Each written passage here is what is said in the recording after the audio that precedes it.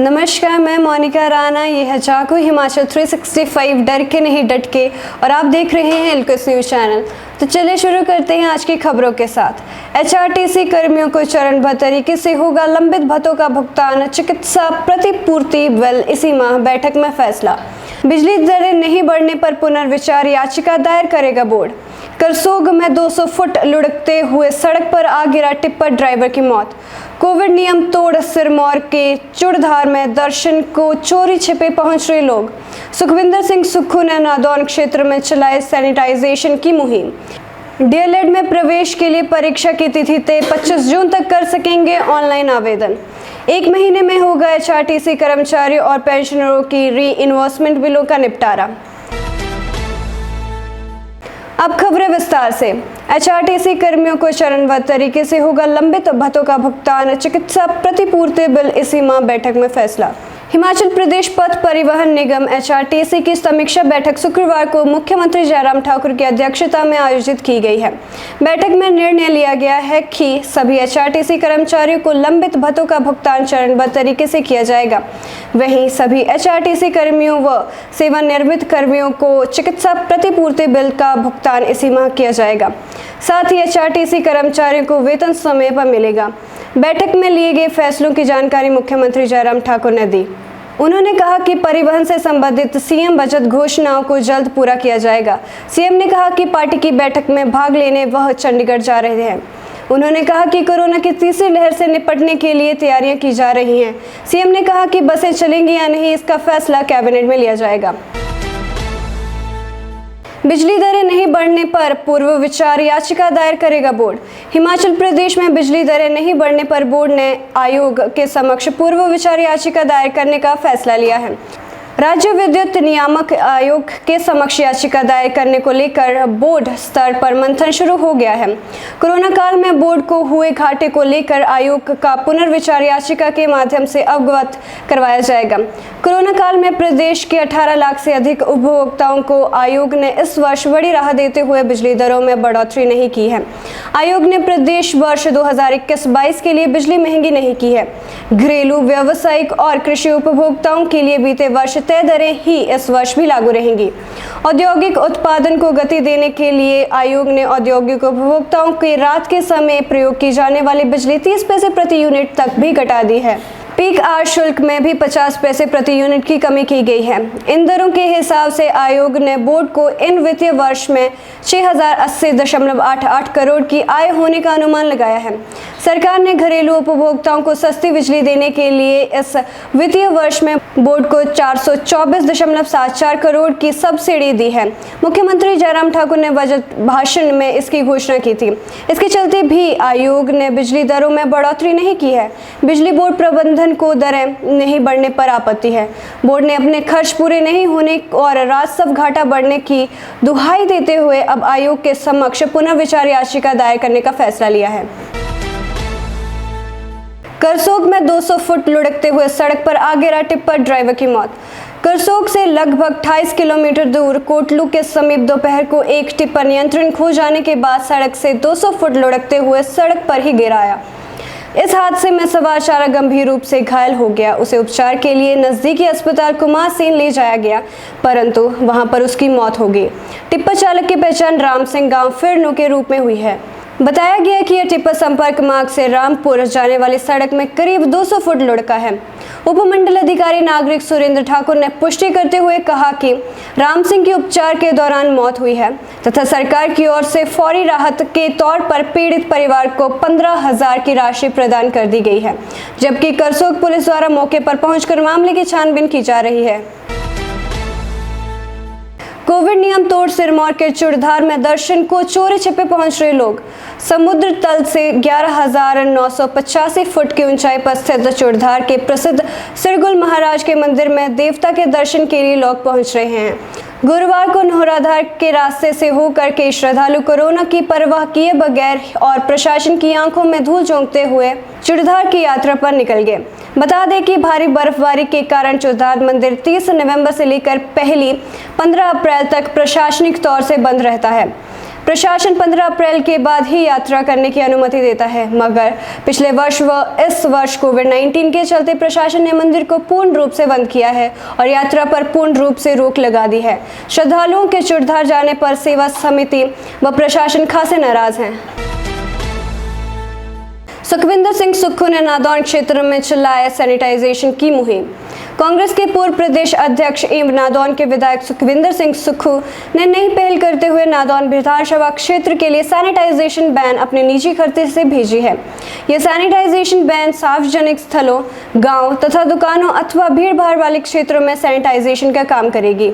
इस sanitisation van में 500 litre sanitisation solution की टंकी के साथ स्वचालित मशीन लगी है, जो बड़ी तेजी से सैनिटाइजेशन करती है। विधायक सुक्खू ने कहा कि यह वैन पूरे विधानसभा क्षेत्र में सैनिटाइजेशन का काम करेगी। आज पहले दिन इस सैनिटाइजेशन वैन ने हडेटा, गहलियां, उटप, मैड, ग्लोड खास, लहड़ा, सरेड़ी, गोइस, फाहल, पनियाली, बडेड़ा, मालग आदि पंचायतों में सैनिटाइजेशन का काम किया। इस सैनिटाइजेशन वैन का दायित्व जिला युवा कांग्रेस अध्यक्ष मोंटी संधू, नादौन ब्लॉक युवा कांग्रेस अध्यक्ष अशोक कुमार तथा उनकी युवा कांग्रेस की टीम को सौंपा गया है। डीएलएड में प्रवेश के लिए परीक्षा की तिथि तय, 25 जून तक कर सकेंगे ऑनलाइन आवेदन। हिमाचल प्रदेश स्कूल शिक्षा बोर्ड डीएलएड के लिए प्रवेश परीक्षा 18 जुलाई को लेगी। इस परीक्षा के लिए अभ्यर्थी 5 से लेकर 25 जून तक ऑनलाइन आवेदन कर सकते हैं। स्कूल शिक्षा बोर्ड के अध्यक्ष डॉक्टर सुरेश कुमार सोनी ने बताया कि 2 वर्षीय डिप्लोमा इन एलिमेंट्री एजुकेशन सत्र 2021-23 के लिए कूपन एंट्री टेस्ट 2021 की परीक्षा 18 जुलाई को होगी। उन्होंने बताया कि इस प्रवेश परीक्षा के लिए पात्र अभ्यर्थी 5 से 25 जून तक ऑनलाइन आवेदन कर सकते हैं।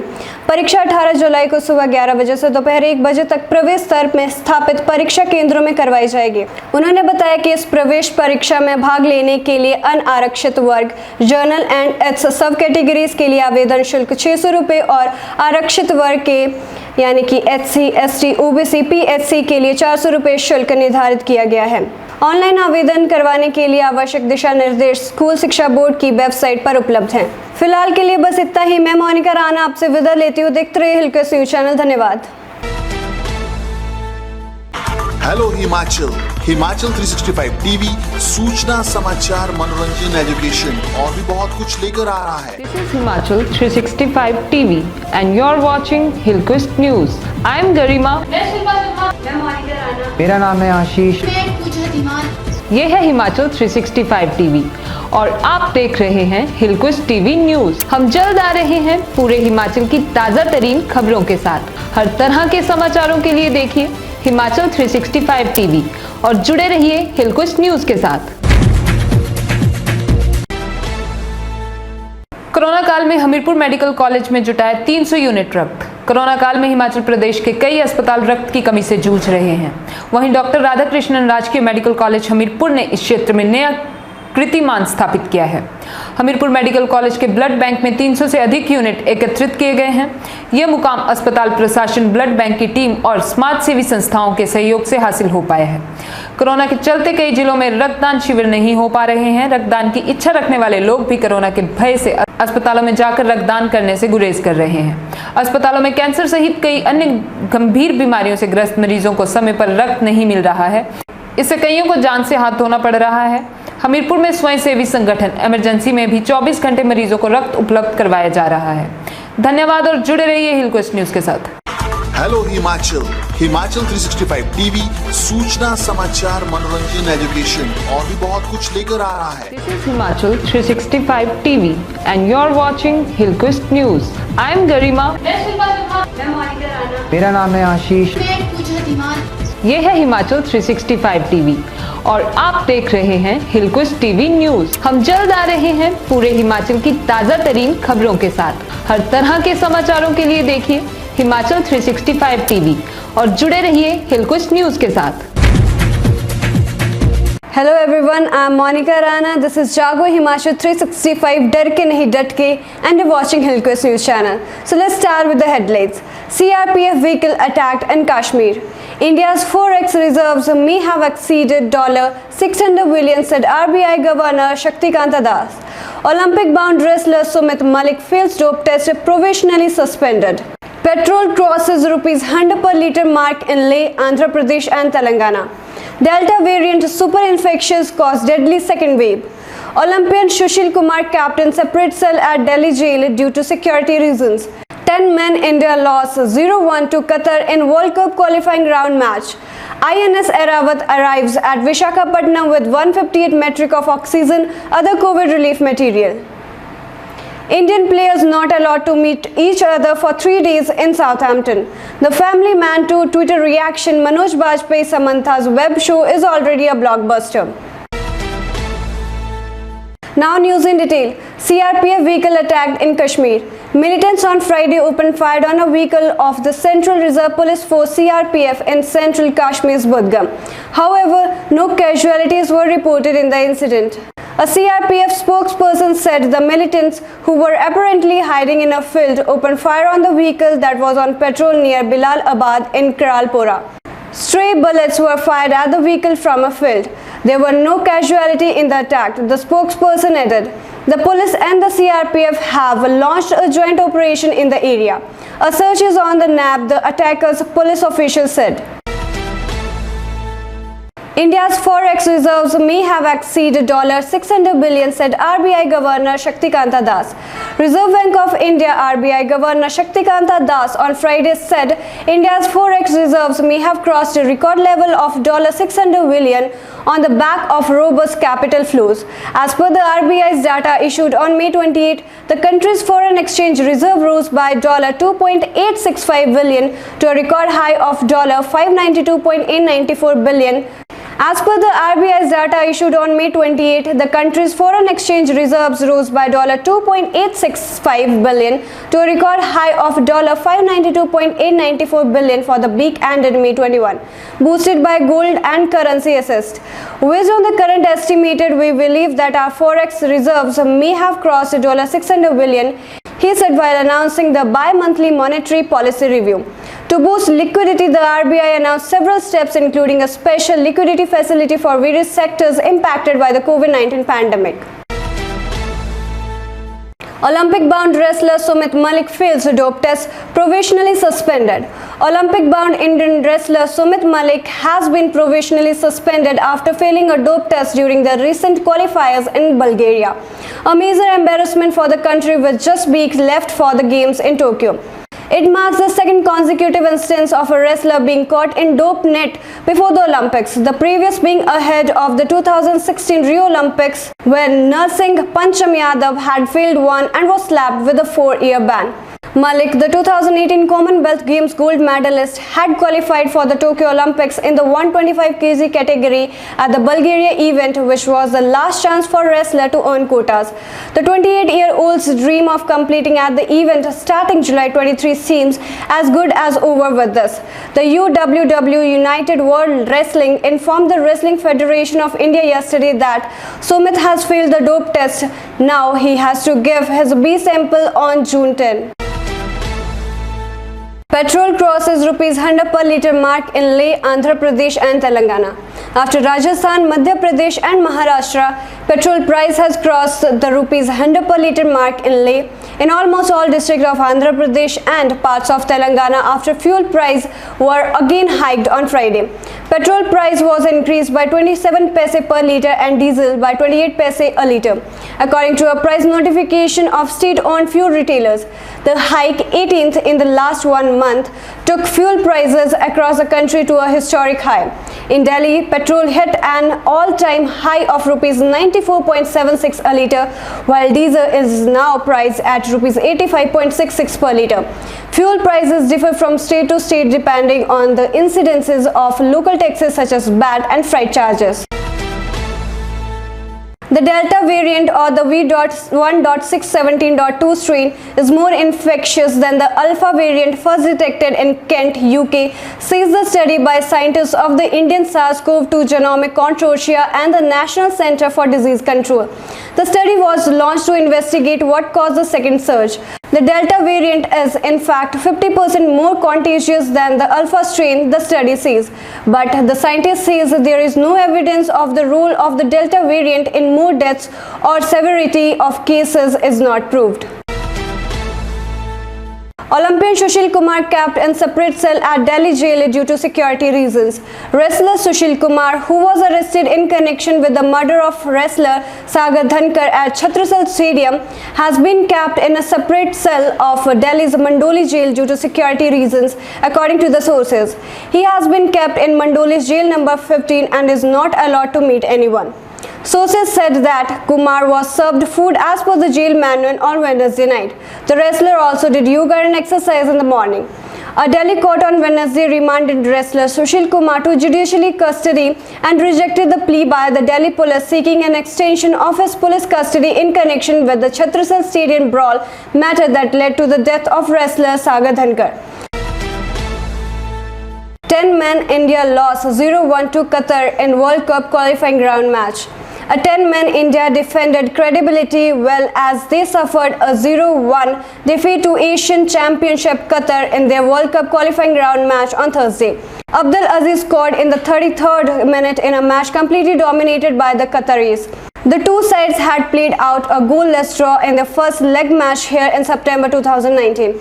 Group toppers Qatar, who are yet to lose a match, had waves of attacks with their 8 to 9 players in the Indian half for most of the time. Goalkeeper Gurpreet Singh Sandhu had to pull off a series of saves to keep the margin of loss small. India, however, played with 10 men from the 17th minute onwards after defender Rahul Veke was red carded after a second booking. He had earlier received a yellow card in the 9th minute. INS Airavata arrives at Visakhapatnam with 158 metric of oxygen other COVID relief material. As part of the ongoing operation Samudra Setu 2 to support the nation's fight against COVID-19, the Indian naval ship Airavata on Thursday arrived at Visakhapatnam with critical COVID relief consignment including liquid medical oxygen LMO, oxygen cylinders and ventilators from Vietnam and Singapore. INS Airavata arrived at Visakhapatnam with 158 metric of liquid medical oxygen in 7 cryogenic oxygen tanks, 2,722 oxygen cylinders and other COVID relief material including 10 ventilators from Vietnam and Singapore, the Indian Navy said. Earlier on May 10, the INS Airavata had arrived in Visakhapatnam with 8 cryogenic oxygen tanks and approximately 4,000 oxygen cylinders along with other critical medical equipment and supply from Singapore. Indian players not allowed to meet each other for 3 days in Southampton. Indian spinner Akshar Patel has revealed that the team will serve a 3-day hard quarantine before it is allowed to train at the Ageas Ball here ahead of the World Test Championship final against New Zealand. The final begins on June 18 and India have limited time to prepare, having arrived here on Wednesday. On the other hand, New Zealand are already involved in a 2-match series against England. The India squad was in quarantine for 14 days in Mumbai prior to its departure and is in the middle of another yet shorter quarantine. The Family Man 2 Twitter reactions Manoj Bajpayee Samantha's web show is already a blockbuster. The Family Man 2 has been in the headlines from the beginning of this year. While the show was scheduled for a February release, it was postponed due to controversies surrounding Amazon Prime Video's web show Tandav. Now, the Manoj Bajpayee and Samantha Akinini starter show has finally hit the internet. The Family Man 2 surprised the fans by premiering on the OTT platforms 4 hours before the scheduled times. Fans were ecstatic and winged to watch the show. It did not take them long to call it a masterpiece. Netizens flooded the internet with their praises and appreciation and stated that they cannot wait for the Family Man Season 3. So this is all for today. Stay connected and keep watching Hilcoast News Channel. Thank you. Hello Himachal Himachal 365 TV सूचना समाचार मनोरंजन education और भी बहुत कुछ लेकर आ रहा है. This is Himachal 365 TV and you're watching Hilcoast News. I'm Garima. मेरा नाम है आशीष. ये है हिमाचल 365 टीवी और आप देख रहे हैं हिलकोस्ट टीवी न्यूज. हम जल्द आ रहे हैं पूरे हिमाचल की ताजा तरीन खबरों के साथ. हर तरह के समाचारों के लिए देखिए हिमाचल 365 टीवी और जुड़े रहिए हिलकोस्ट न्यूज के साथ. 2,713 die in 24 hours as India record 1.32 lakh new COVID cases. India reported 1,32,364 new coronavirus infection, taking the country's total tally of COVID-19 cases to 2,85,74,350, while the recovery rate crossed 93% according to the Union Health Ministry data updated on Friday. The COVID-19 death toll climbed to 3,40,702 with 2,713 fresh deaths, while the active cases were recorded below 20 lakh for the fourth consecutive day. A total of 20,75,428 tests were conducted on Thursday, taking the total cumulative tests conducted so far for detection of COVID-19 in the country to 35,74,33,846. 624 doctors died due to COVID-19 in second wave, maximum fatalities in Delhi, IMA. The total of 624 doctors have died due to COVID-19 in the ongoing second wave, with Delhi recording the maximum 109 fatalities. The Indian Medical Association has said according to the IMA, 748 doctors died in the first wave of the pandemic. Delhi saw the maximum number of 109 deaths, followed by Bihar at 96, Uttar Pradesh with 79, Rajasthan 43, Jharkhand 39 and Andhra Pradesh 34, Telangana 32, Gujarat 31 and West Bengal 30, according to data till June 2 compiled at the IMS COVID-19 registry. Last year, 748 doctors across India succumbed to COVID-19, while in the current second wave, in a short period, we have lost 624 doctors. Gas leak at chemical unit in Maharashtra, people face breathing trouble. A gas leak occurred at a chemical factory at Badlapur in Maharashtra's Thane district, due to which a number of people living around the unit faced difficulty in breathing for a few hours, an official said on Friday. The incident took place late Thursday night and the leakage was plugged within an hour. He said the gas leak was reported around 10:22 p.m. at the factory in Sirgaon of Badlapur. A chemical reaction due to the overheating of sulfuric acid and benzyl acid led to the incident, Santosh Kadam, chief of the Regional Disaster Management Cell of Thane Municipal Corporation, said. As a result, residents living in 3-kilometer area around the factory complained of breathing problem and irritation in eye for a few hours. Thank you and stay connected with Hillcoast.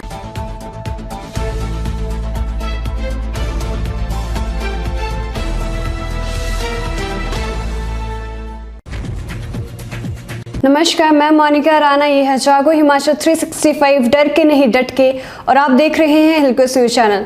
तो चलिए शुरू करते हैं आज की मुख्य खबरें। मंत्रियों का रिपोर्ट कार्ड लेकर दिल्ली जाएंगे सीएम, उपचुनाव पर भी होगा मंथन। अपने मंत्रियों का रिपोर्ट कार्ड लेकर मुख्यमंत्री जयराम ठाकुर दिल्ली जाएंगे। पिछले सप्ताह स्थगित हुए इस दौरे को केंद्रीय हाईकमान से ग्रीन सिग्नल मिल गया है। इसके चलते केंद्रीय नेतृत्व से मिलने के लिए मुख्यमंत्री 6 जून को दिल्ली रवाना होंगे। 7 जून को हाईकमान से चर्चा के बाद वह 8 को शिमला लौट सकते हैं। मुख्यमंत्री दिल्ली में कोविड प्रबंधनों की रिपोर्ट पेश करेंगे। राज्य में प्रस्तावित फतेहपुर विधानसभा और मंडी संसदीय उपचुनाव पर भी हाईकमान से मंथन होगा। 1.5 साल बाद प्रस्तावित विधानसभा चुनावों की तैयारियों के लिए भी चर्चा संभव है। खास है कि इसके लिए सीएम अपने मंत्रियों का रिपोर्ट कार्ड भी केंद्रीय हाईकमान के समक्ष पेश करेंगे। खासकर कुछ मंत्रियों की परफॉर्मेंस पर केंद्रीय हाईकमान की भी नजर बनी हुई है। इसी कारण कई बार कोविड काल के दौरान भी मंत्रियों के विभागों में फेरबदल की अटकलें लगती रही हैं। पश्चिम बंगाल में मिलने वाली सियासी झटके के बाद केंद्रीय हाईकमान अब उत्तर प्रदेश सहित सभी छोटे बड़े राज्यों को पहले से ज्यादा गंभीरता से ले रहा है। खासकर प्रत्याशियों के चयन को लेकर केंद्रीय नेतृत्व ने सभी से पटकथा लिखनी शुरू कर दी है। इन्हीं सियासी हलचलों के बीच सीएम का यह दिल्ली प्रवास काफी महत्वपूर्ण माना जा सकता है। 75% समर पर्यटन सीजन तबाह, कोरोना बंदिशों के चलते पर्यटन कारोबारी निराश। प्रदेश में 75% समर पर्यटन सीजन तबाह हो गया है। इस साल भी कारोबार न होने से पर्यटन कारोबारी पूर्व तरह से निराश हैं।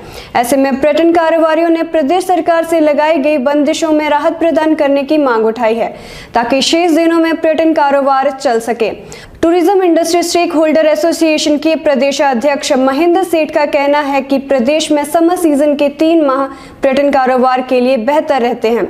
इस दौरान अच्छा कारोबार रहता है, मगर प्रदेश में लगी बंदिशों के चलते राज्य में 75% समर सीजन बिना सैलानियों के बीत गया है। ऐसे में पर्यटन कारोबारी निराशा में हैं।